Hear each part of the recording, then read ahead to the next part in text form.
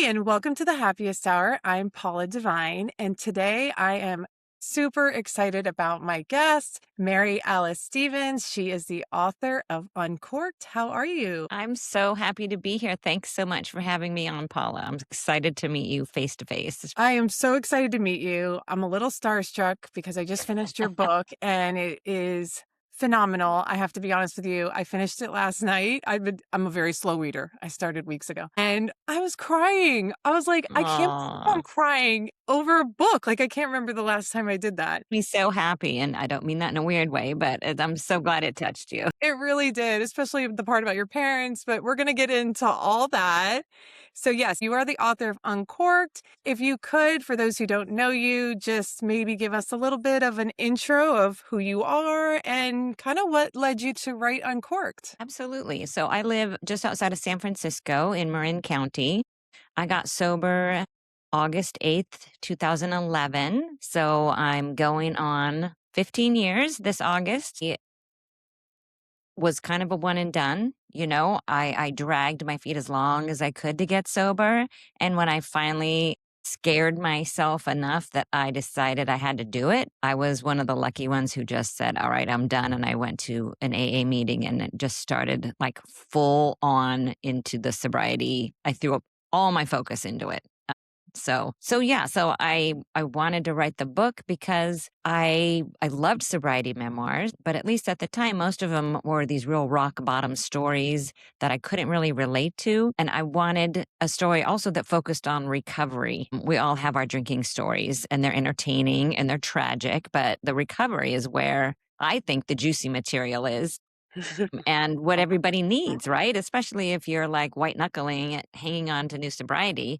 You want to somebody to hold your hand who's been there before, who can kind of maybe hopefully make you laugh along the way and Mm, you can see yourself in their experiences and give them hope like you're going to be okay. Just stick with it. It'll be okay. that's amazing. And you have kids? I do. My kids, I give them fake names. My husband and my kids have fake names in the book, Oh, but they are my son just turned 20 on okay. June 1st, and my daughter turns 19 on Friday, Wow. and So they're I've in been, college, home for the yes. summer. Oh, they are. Yes. Mine stayed up at school, which I think is best for everybody all Uh, around. yeah, it's an adjustment, but My I'm husband doesn't they like that. He's like, "No, I want them home for the summer." I'm like, "No, everybody's good." that's But I cute. also They're have a 20-year-old son and a oh my 21-year-old daughter. So yeah, we're both we do have so much in common. I know you said we have a we lot in do. common, but I can't wait to uncover it all in this Yes. podcast. So a little side note about Marin County. I Oh was in the goodness. wine business, so I'm Yep. familiar with Marin County. And for years, and I don't know if this is true, and this is totally unrelated, but to what we're going to talk about today.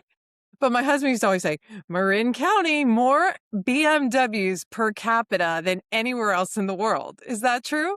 I mean, it is a wealthy enclave. I don't know about the BMW statistic, but that sure was the Tesla capital until everybody hated Elon and now everybody has a Rivian. Not me. There's Northern Marin and Southern Marin. So Southern Marin is the really wealthy area. Oh, Northern Marin is more of your average Joe and Jane. So I'm okay, a got it. Northern Marin gal. Okay, so I'm gonna have to update him and let him know about his 1990 stats. Anyways, I don't know if you've been seeing a surge in book sales, but I have been telling all the girls that so I do one-on-one coaching and group coaching. And so all the girls on my group, I've been telling them about it. And the girls that are diving into it are like, this is so relatable. I feel like she's talking about me. I'm And I'm so like, happy to hear that. It is yeah. it's not easy to track sales. I hear from my publisher. I will hear from them twice a year. So I've only gotten Ah, one royalty statement so far. So it's more word of mouth of people telling me they're reading it. I'm like, yay, I'm just so interesting. glad because I spent so long writing it. I got sober in 2011, but I didn't start writing it until 2013. And then it was something I kind of picked up and put down a lot because kids and all the other, I'm really extroverted. It's hard for me to kind of get my butt in the chair and focus and write. But I'm glad it took so long because I think my sobriety deepened over the years and it deepened in the writing. So if anybody I mean, I would advise anybody to write. It doesn't have to be for anybody but yourself, but write about your experiences and your feelings and your thoughts. It really helps deepen sobriety. But anyway, it took me forever. I didn't think anybody was ever gonna read it. I didn't think I was ever gonna finish. And I turned 60, like, a month after the publication date, and I'm like, "I gotta get this done before I turn 60." I love So, that. I was glad I got it Wow. done. Yeah, a lot of people do mention, I want to write a book or I started a book. And I have so many questions to ask you about some of the excerpts in the book. And I can't wait to dive into that. But Audrey from Dry Humor was the first one. Yeah, I was on her podcast. And when we were done, she's like, you've got to meet Mary Alice. Like your stories are so similar. And after I reading love the her. book, I'm like, it's probably good that Mary Alice and I were not friends back in the day because We in would all have been bad influences, it I'm would have been sure. very bad because we are way too similar. But yes, so I've enjoyed your book so much, and there's so many nuggets into overcoming hurdles, especially socially. You have so many groups of friends. I can't even get over it. I'm like, that's the one thing we don't. I don't have all these groups of friends. Well, the funny thing is my editor was like, "There's too many people in there, Mary. Nobody's gonna follow all those people." So I had to 86 some friends, and I felt really bad. I'm like, "I'm sorry you're not in the book, but you weren't a terrible drinker like me, so you didn't make the cut." So you had even more friends. That's crazy.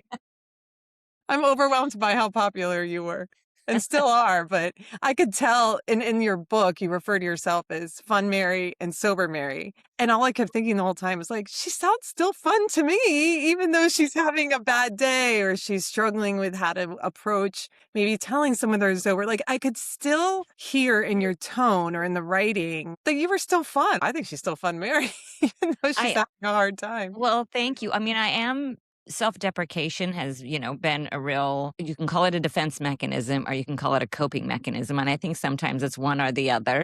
But I get such a high off of connecting with other people. Mm, I've always really enjoyed that, and the hard part for me was feeling stymied, being able to connect with people, when I was newly sober and feeling so awkward and self-conscious. Even though externally I looked fine, internally it was just like tumbleweeds in there. Just, it was rough. It was rough getting out of my head without alcohol. yes, I can relate to that. And so I know you tell a lot of your story in the book, but for anyone who's listening and they haven't read your book yet, would you kind of give us a backstory of what your drinking was like, how it evolved, and how you ended up saying, I'm done? Sure. Irish Catholic family. I was the sixth of seven. I always was trying to I was really competitive and I wanted to always be older, older, older. And cocktail hour was the highlight of our family gatherings. And when you were 18 in my house, you got to have a cocktail. So I was always around it. Like I was my dad's bartender's assistant since I was little. Like he'd have to put me up on a chair and I'd get to put the maraschino cherries in. And so, I always thought alcohol was this magical elixir that created really lovely family bonding time. We didn't have anybody in the family who drank too much around me, right? I have in the family lineage, we called them alcoholics. I know that term has kind of gone out of favor, but at the time, that's what we called them. But they were either long dead or long sober. So I didn't have any drunk uncles or anything like that to be like, oh, that's a bad version of what alcohol can do to you. And then separately, as I was growing up, I felt kind of less than, I had really strict parents and really frugal parents. And all the other kids seemed to have more freedoms and more money. And I just kind of felt like really self-conscious until somebody introduced me to alcohol when I was 16 and I went to a party and I just I just cracked out of my shell and became this whole new person who was just fun and funny and I could laugh and I didn't have any inhibitions and I loved it so much that I just wanted more. And that was kind of my drinking behavior. Like if one glass makes me feel good, a lot of glasses are going to make me feel great, you Mhm. know? And then that phenomenon of craving kicks in, and I didn't have control over, you know what? You can still have fun and stop. Like that buzz will carry you for the next couple of hours. I just didn't have that capacity to stop. And I think that is what differentiates some of us from other drinkers, Mhm. So that was how I drank my whole life. I did manage to, like, I never drank at home. I always went out to drink, and then I never drove, I was smart enough not to do that. However, I was the passenger in the car with two people who got DUIs. So I wasn't selfless, I was just like, it's not going to be me. So I drank a lot, always out of the house through college, through my young professional life. Then in my first marriage, uh, I really discovered wine. My husband had a nice wine collection and he was gone a lot, and I started drinking it alone. And then I was like, wow, this is awesome. Like, I don't even feel guilty drinking wine alone. It's not like I'm having a cocktail. Yeah. So that started the daily drinking at home. And then that first marriage blew up. Shouldn't have happened in the first place. I just shouldn't have married him. And I just didn't have the wherewithal to think clearly enough, like to quiet my brain enough to say Mhm. this is not right and stop the train. I would just drink myself into like, I don't think about it. Everything's going to be fine. Second marriage, wonderful guy. I was 39. We got pregnant right away. Bang, bang. Irish twins. And the drinking at home really settled in for me with the witching hour and all that. And then I quit my job to stay home with the kids when they were 3 and 4. And that first year, I really became more aware that my drinking was becoming more and more important to me. Like, I wanted to have a glass of wine at lunch with the kids. It was Friday. Like, I was used to doing that at work. And anyway, I'm telling the longer version instead of the shorter version, but it ended when I scared myself to the point of blacking out in front of the kids and me realizing the next day, like, this is not sustainable anymore. Like, it's taking more than it's giving. And I loved alcohol so much for so long. But I finally realized, like, something irreparable is going to happen. Mhm. Irreparable? Yeah, that's the word. I was really concerned that it was straining my marriage. I was not being a safe mom, and I was pretty miserable in my head, pretty Oh. shamed and remorseful. And so then How long did that go on for? the shame and remorse the whole time, The ever whole since time I you became started a mom? drinking. No, no, since I started drinking. Oh, yeah, yeah. Like, because I'd get super hungover and then I'd feel physically miserable, and then you'd have that anxiety, and then Mhm. I would say, "Gosh, I have this problem, but I'm not gonna quit drinking, so what do I do about it?"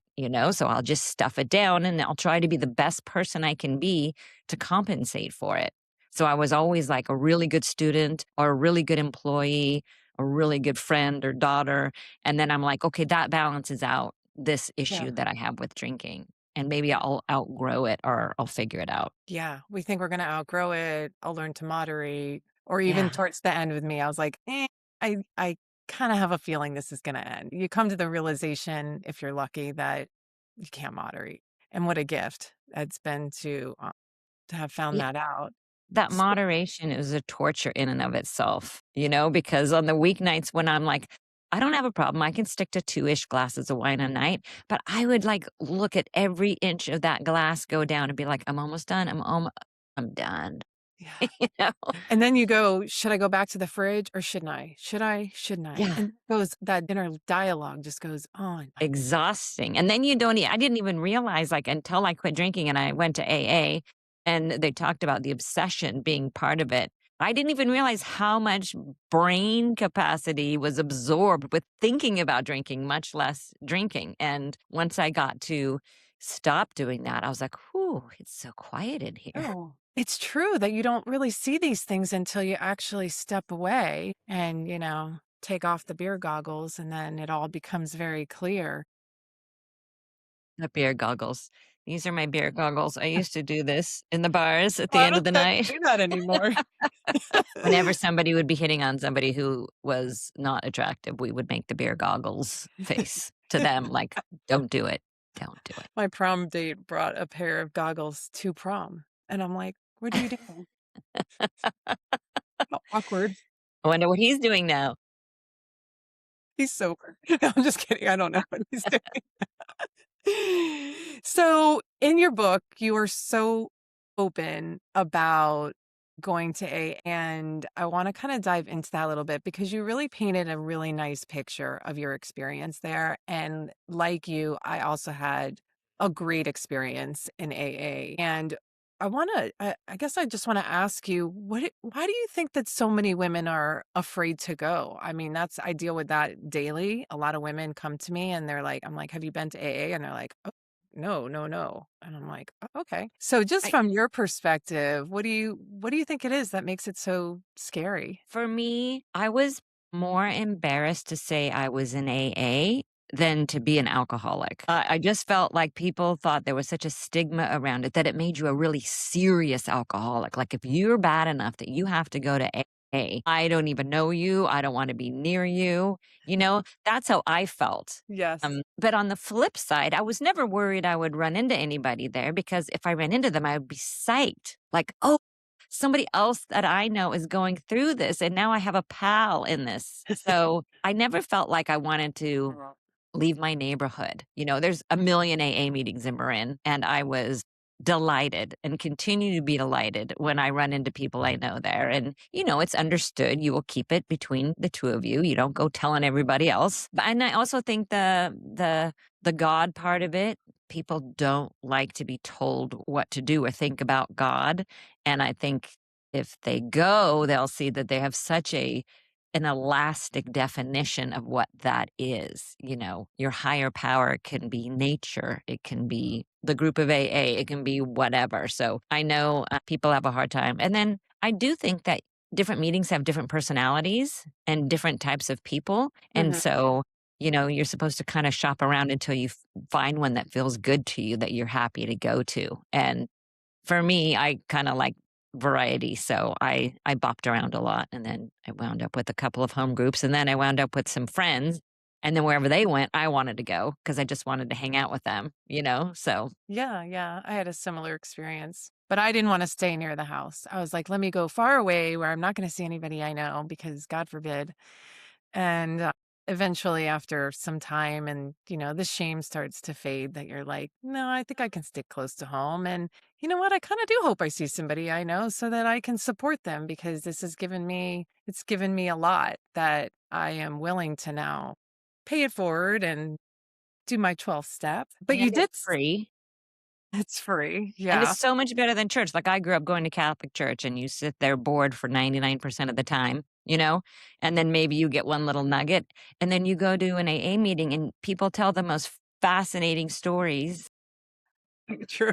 and they have these nuggets of wisdom, and it comes from the last person you would expect to have anything in common with, and you're like, "Wow, they're really smart." Like, that's really helpful for me. Yes. One of the things that I hear all the time is that's step one, powerless. Like, no, I am powerful. And guess who Yeah. said that? Me too. You did too? Yeah.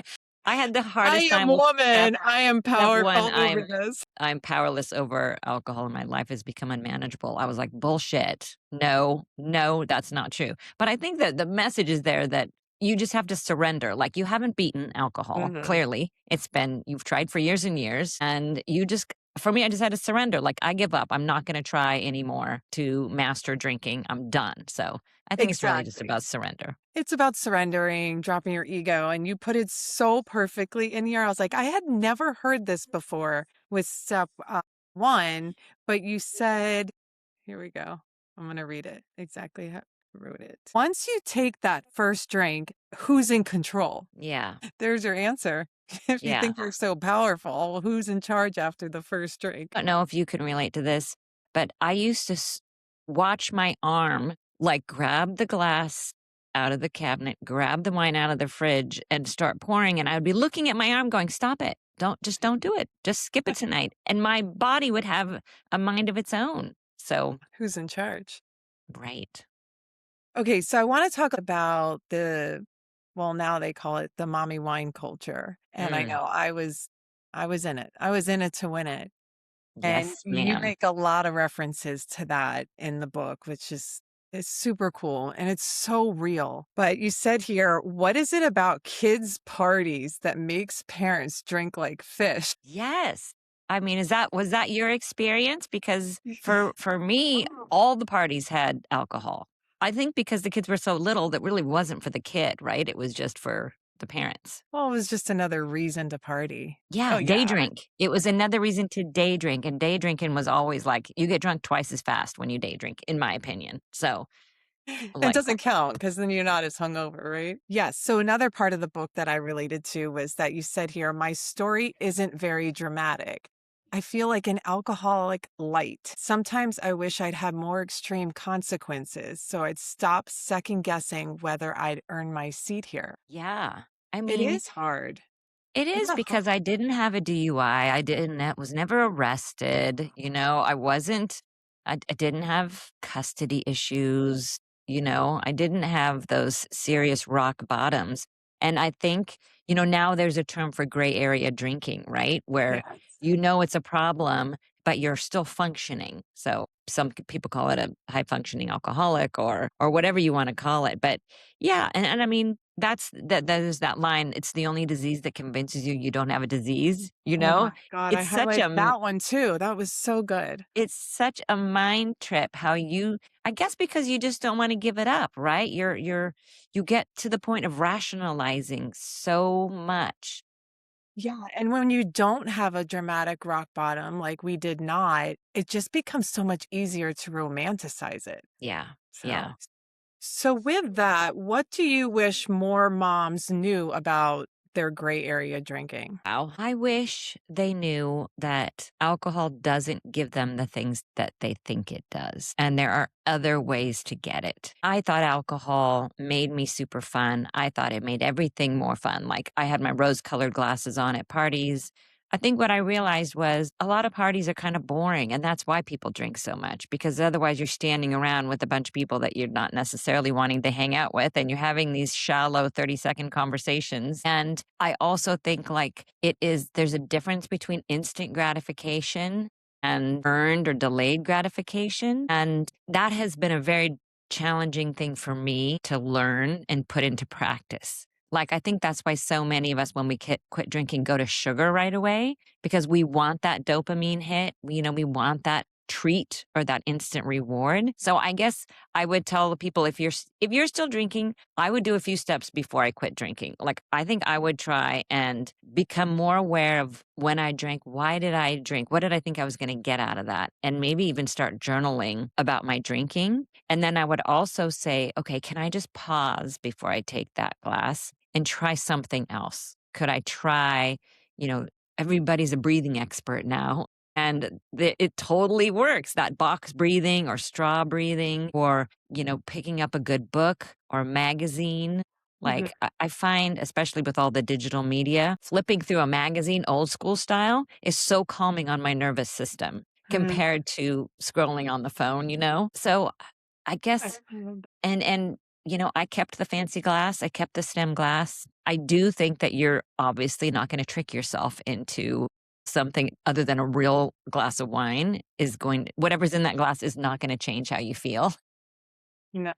So getting used to other things that can help, like, for me, puzzles keep my hands busy and, reading kept my hands busy and they were much more engrossing than television, like, a lot of drinking and television. So that's a tough one.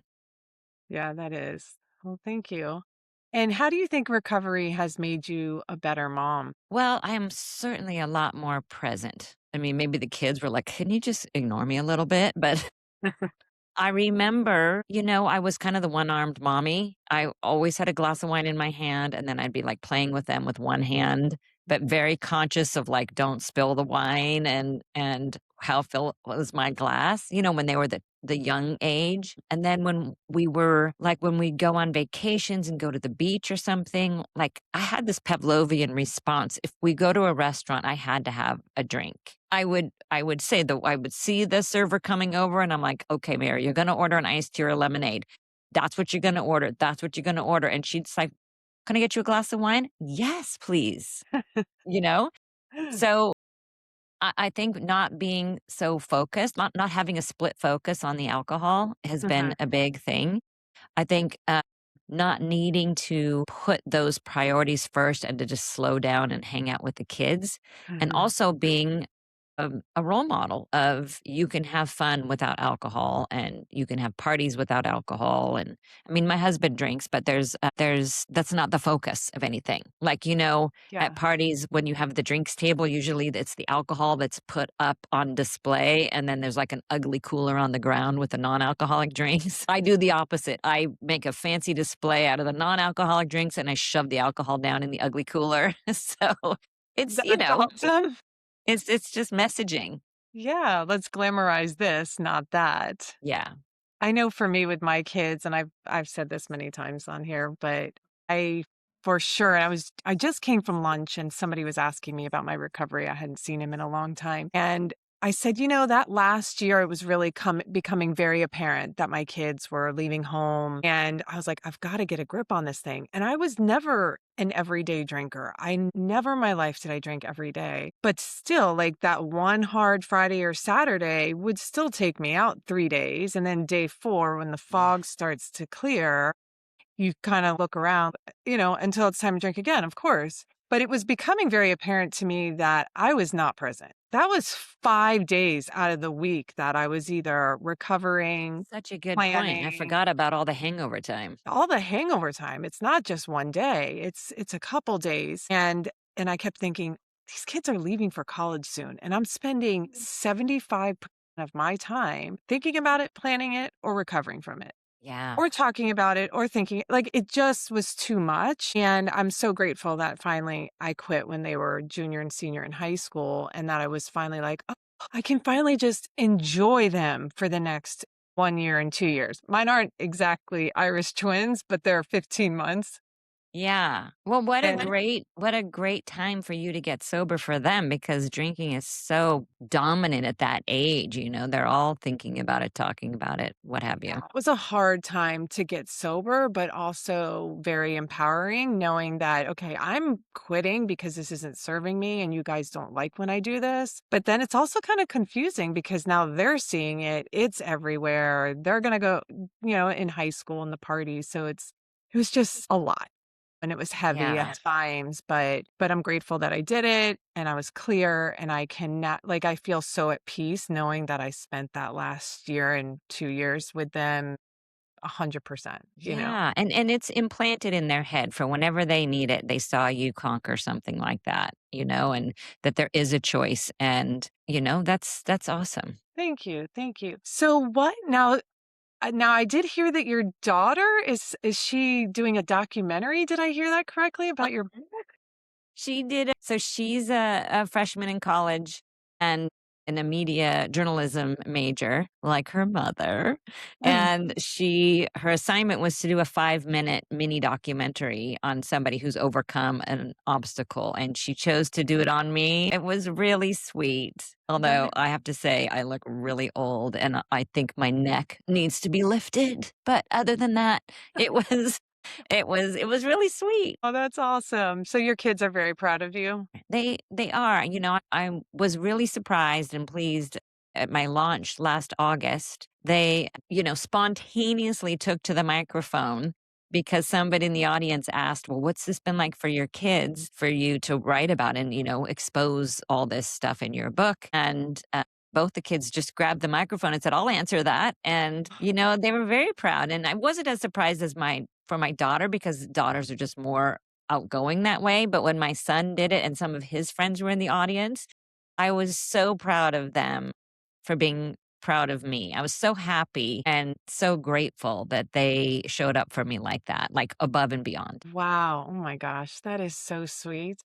Everybody got tears in their eyes, and I'm not a crier, I just whatever, but people were getting tears in their eyes. I'm like, "That's the sweetest." I know, that is the sweetest. So, what would you say? And then after, I'm going to ask you this question, and then I've got 4 rapid fire questions. Okay. What was the hardest part of writing the book? The first thing that comes to mind is writing honestly about painful experiences that involved other people and realizing I disguised people as much as I could, but realizing that I was going to have to write tough things that involved other people. I Mm, think that was one.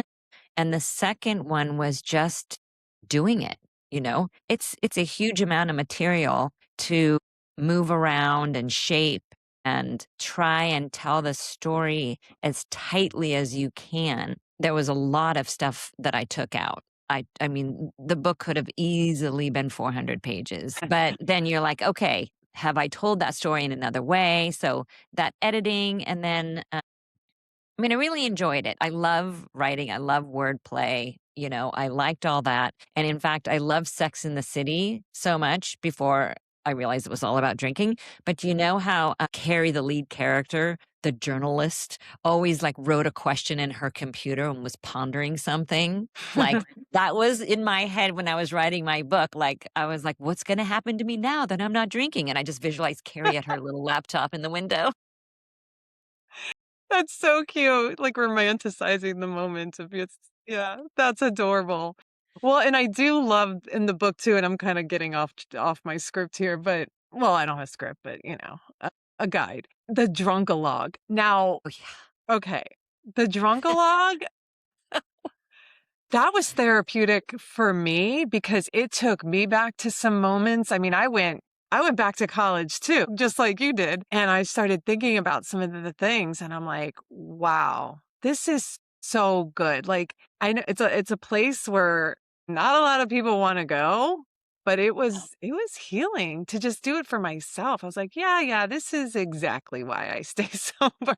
Yeah. Oh, that's the other thing is like when I wrote that drunkalog, I wrote it in the book the way it really happened. So I wrote all the kind of lighter things and then the heavier ones were kind of nagging at me and I'm like, I don't want to include those. And I'm like, well, then you're a liar if you don't include those. Yes, If I know it makes you so hard.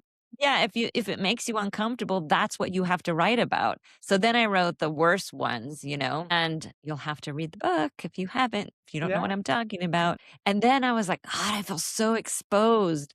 But then I realized, like, you know what? That's what people are going to relate to. And it was a long time ago. So, Well, and then rather I was not by any means judging you. It was all of a sudden like a reflection on everything oh, I yeah. had done. It had Yeah. nothing to do with Mary Alice. It's like, Yeah, oh, no, I get it. I totally get what you're yeah, saying. And then you forget, right? And then you're like, right, there was that incident. it is. Your book is phenomenal. I couldn't wait to get to it to the next time I could had a chance to read it. It's Oh, great. I cried. Actually, I cried more than once in your book, and every time was when you referred to your dad. But I oh, hope I'm not telling too much about the book because it really was that good. no. Okay, so a couple rapid fire questions. Okay. Best thing about sobriety. Freedom and being proud of myself. Love it. Most overrated thing about drinking. I always get confused, overrated. The most overrated thing about drinking. Okay, well, I'll tell you all those super expensive bottles of wine and the sommeliers who bore the shit out of you talking all about them at the restaurant when you're like, can you just pour me a glass and shut up? Amazing. Favorite sober treat. A frozen yogurt. What would you tell your younger self? My poor little younger me. I would tell her, but she wouldn't listen. But I would tell her, you're enough. You're fine. Slow down. You don't have to make friends with everybody on the planet. Just slow down and be comfortable with yourself. Slow down. That's such a good reminder. I'm coaching women and I had to bring that one out the other day. I was like, we're going to slow down. It's too Yeah. much. I mean, all these thoughts that go in your in and out and the this and especially in early sobriety, you've got a million thoughts going on at any given moment. And that reminder to just slow down. And it's scary. The thought of slowing down is scary. I was always a huge FOMO person, Mhm. and I thought if I was perfect, I would be lovable. Like I thought I had to be the most entertaining person, the wittiest, the most pulling, fun facts out of my head. Like I really felt I had to be the entertainer to be loved. And that took a lot of energy. And I was really thought I was needing attention of people that I didn't even care about. And then when I slowed down and had a little therapy and a little AA, I realized, it was the self acceptance I was looking for.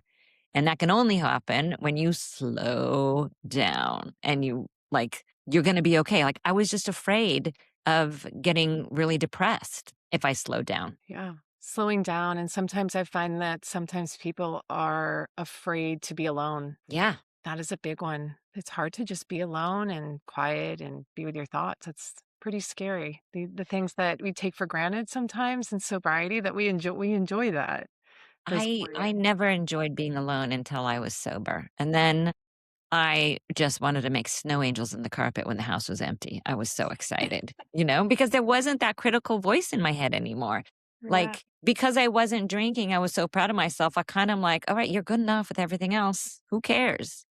All of us are flawed people. If we can get rid of that one mega issue of alcohol, then the rest of your flaws are probably garden variety that everybody lives with and accepts. Amazing. I think we should wrap up on that note because that is a big nugget and everyone can benefit from that suggestion. So, with that, I guess I just want to thank you so much for making the time to come on today. I'm so And happy you asked. Thank you so much. yes, this podcast revolves around helping women who are struggling at any point in removing alcohol from their lives. And I'm sure you said a lot of things today that will help at least one more person. And so I appreciate you for that. And I can't wait to see what comes next. And any plans to write a second book? No, not yet. If the muse hits me, if I have something else to say, I would love to write more. But right now I'm quiet. I'm happy that I finally got this done. It was a big bucket list item for me. Well, you're an amazing writer. So I hope that you Thank can you. find something to do with that talent you have. Thank you. All right, Mary Alice, thanks again, and we will talk soon. I hope so. All right. Thanks, Paula. Okay.